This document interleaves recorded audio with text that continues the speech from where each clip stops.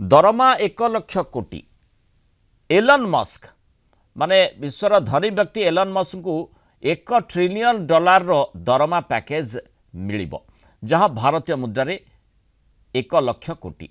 Musk को Tesla पक्षरु एभली ऐतिहासिक पे पैकेज मिली।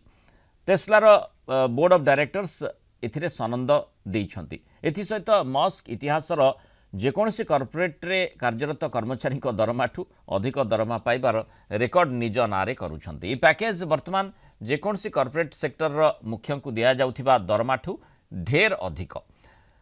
कंपनी वार्षिक साधारण बैठक में पैकेज को मंजूरी मिलवा पर खुशी जाहिर करिसंती एलन मस्क। निज ह्यूमैनॉइड रोबोट सह नाचिचंती, खुशी मनैछंती। कंपनी प्लान अनुसार मस्क को 1 ट्रिलियन पर्यंत टंका ही मिल पारिबो, किंतु यह एलन मस्क को नगद दियाजिबनी।